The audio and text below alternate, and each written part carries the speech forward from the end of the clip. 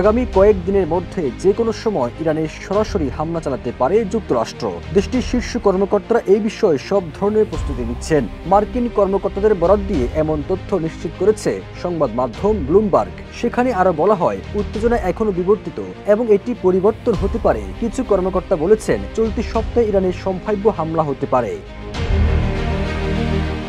এদিকে রয়টার্সের এক প্রতিবেদনে বলা হয়েছে, ইরানে হামলা চালাতে ইসরায়েলের সঙ্গে যোগদানের বিষয়ে কোনো সিদ্ধান্ত নিয়েছেন কিনা এমন প্রশ্নের জবাবে হোয়াইট হাউসের বাহিরে সাংবাদিকদের ট্রাম্প বলেছেন, আমি করতেও পারি আবার নাও করতে পারি। ইরান তাদের পারমাণবিক কর্মসূচি পরিত্যাগের বিষয়ে সম্মত হয় কিনা তা দেখার জন্যই ট্রাম্প মূলত সময় নিচ্ছেন। বান্ডেল থাকলে প্রতি সেনমানিতে টাকা বাঁচবে। বিকাশ সেনমানি বান্ডেল কিনে জিতুন প্রতি লেনদেনে। অন্যদিকে ইরানের সর্বোচ্চ নেতা আয়াতুল্লাহ আলী খামেনি বলেছেন, যুক্তরাষ্ট্রের জানা উচিত তাদের যে কোনো সামরিক হস্তক্ষেপ সন্দেহাতীতভাবে তাদের জন্য অপূরণীয় ক্ষতি বয়ে আনবে। তিনি বলেন, ইরানি জাতি চাপিয়ে দেওয়া যুদ্ধ ও চাপিয়ে দেওয়া শান্তির বিরুদ্ধে দৃঢ়ভাবে দাঁড়াবে এবং এই জাতি চাপের মুখে কারো কাছে আত্মসমর্পণ করবে না।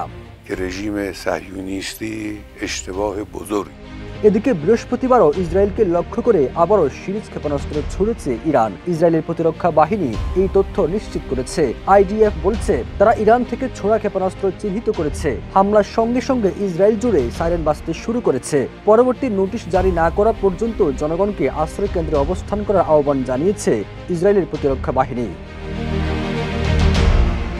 এরই মধ্যে টাইমস অফ ইসরায়েলের প্রতিবেদনে বলা হয়েছে, কমপক্ষে 4টি ক্ষেপণাস্ত্র ইসরায়েলে পড়েছে। এতে কয়েকজন আহত হয়েছেন। সবুজ আলম, ইত্তেফাক।